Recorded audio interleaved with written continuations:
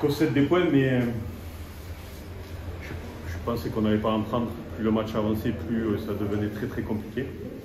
On a, à 0-0, on a des opportunités pour marquer. Leur gardien leur fait les arrêts qu'il faut. Après, on a été brouillon dans le jeu, dans ce qui fait notre force d'habitude. On a manqué de justesse technique. Alors, il y a une partie, bien évidemment, que je pense que c'est dû aux joueurs, enfin à leurs pieds. Et une autre partie, c'est dû aussi à l'état du terrain. Je ne me cache pas derrière ça, mais je pense que le terrain ne nous a pas favorisés.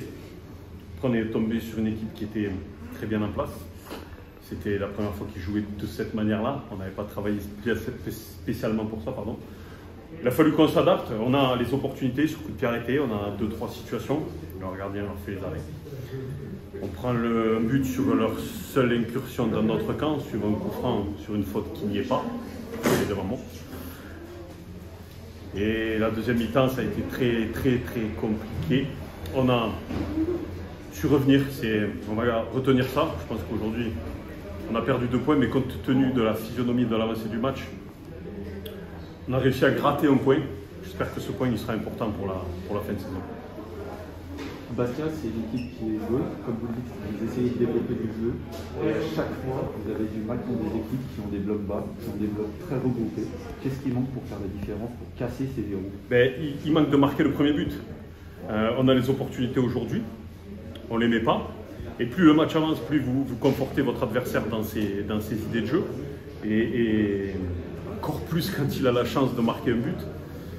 Et plus le match avance, plus l'état du terrain se dégrade, plus les joueurs sont fatigués, plus il y a de l'énervement. Et plus on perd de la justesse technique. Donc c'est bien d'être arrivé à être revenu au score. Surtout à 2 minutes de la fin. Après, je n'ai pas l'habitude de parler de ça, mais je trouve que l'arbitrage, on a un pénalty refusé qui est flagrant. Je ne me cache pas derrière l'arbitrage, mais je pense qu'il y a un pénalty qui est flagrant. Heureusement qu'on égalise derrière. Après, voilà, il y a ce coup franc devant qui peut paraître anodin, mais qui est le coup franc qui amène le but de Nancy. Après, voilà, il faut qu'on progresse face à ces équipes qui jouent bloc bas. Il faut qu'on soit plus juste techniquement, qu'on mette un petit peu plus de mouvement entre les lignes pour pouvoir se mettre en difficulté. Mais on n'est pas passé loin parce que si on marque ce premier but, leur gardien fait les arrêts, je le répète encore, je pense que dès que vous marquez en premier, après le bloc est obligé de s'ouvrir et là c'est intéressant. Donc il faut qu'on continue à travailler, on n'est pas encore à la mi-saison, on est 2e du championnat, donc on a réussi malgré tout à gratter un point sur le 4e, donc c'est pas si négatif que ça le contenu, je suis déçu du contenu, mais j'ai une équipe qui lâche pas et je suis fier de mes garçons parce que j'ai vu un bel état d'esprit, une équipe qui s'est accrochée jusqu'à la fin, qui n'a pas lâché, qui s'est encouragée. Je vous garantis que c'était compliqué, même pour nous sur le banc.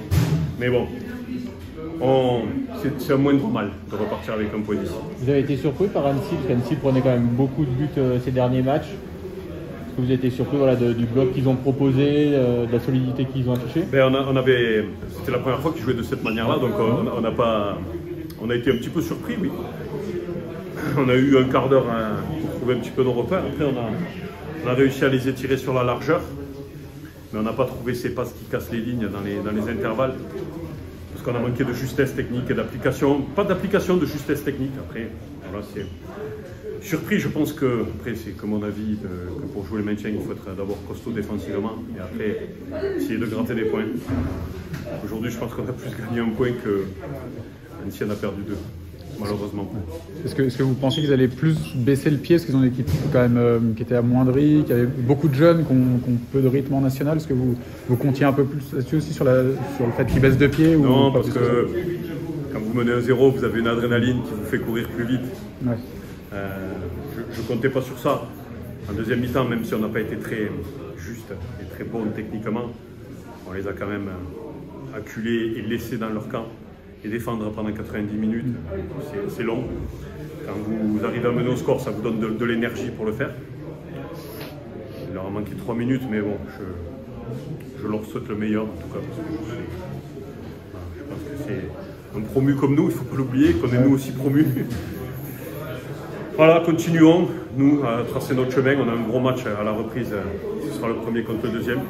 Je pense que ça nous va un petit peu mieux comme match, donc on est impatient de se frotter au leader. C'est un match où vous aviez fait aussi beaucoup de choix tactiques en avant-match. Vous êtes parti sans Boccagnano, sans Raspantino, sans Gary Koulibaly. Est-ce que ce sont des joueurs qui potentiellement ont manqué? Est-ce qu'on va les revoir par la suite? Bien sûr qu'on les reverra, notamment Yohan Boccagnano, parce que c'est un joueur important de l'équipe. Après, dans une saison, il y a des états de forme, des dynamiques. Bocco fait partie de nos défenseurs titulaires, bien sûr. Depuis que je suis l'entraîneur de Sporting, c'est le joueur qui a le plus joué sous ma houlette. C'est un joueur important de l'équipe, comme d'autres. Après, Bocco est tout simplement un petit peu moins bien en ce moment.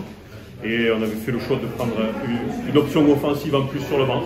Mais on aura bien sûr besoin de Bocco, de Flo Raspantino. Flo Raspantino a eu une adaptation et ça faisait un moment qu'il n'avait pas joué, ça a été difficile pour lui. On compte sur lui sur la deuxième partie de saison et Gary Koulibaly, c'est quelqu'un qui a un état d'esprit irréprochable, qui travaille parfaitement tous les jours à l'entraînement, qui est un joueur que j'utilise pas beaucoup, mais qui est irréprochable et c'est grâce aussi à ces joueurs-là qui ont peu de temps de jeu qu'on a un super état d'esprit et que le groupe vit super bien ensemble. Aujourd'hui, vous dites que quand même vous avez eu un petit peu de mal dans la création. Est-ce que c'est un secteur que vous avez ciblé à l'intersaison? Vous avez déjà des idées dans votre plan? Non, on n'est pas. Je sais pas encore si on va pouvoir se renforcer, puisque il y a des contraintes budgétaires aussi. Si on peut le faire, non.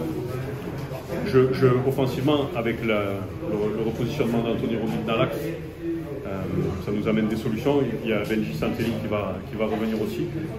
On va voir si on a des opportunités de prêt, ce qu'on peut faire, si on a des opportunités aussi. Tout dépendra on a des idées, bien sûr, mais je ne vais pas les dévoiler là. Ni les postes, c'est pas le moment. C'est ni l'endroit ni le moment. On va travailler, on va se reposer déjà un petit peu parce qu'on est sur le pont depuis le 28 juin. Et on va donc préparer cette deuxième partie de saison. Je vais vous dire de la palissade, mais il faut être dans le bon wagon dans le championnat national et je sais de quoi je parle. Mais le championnat va se jouer sur la deuxième partie de saison et elle va être longue, éprouvante et fatigante pour tout le monde.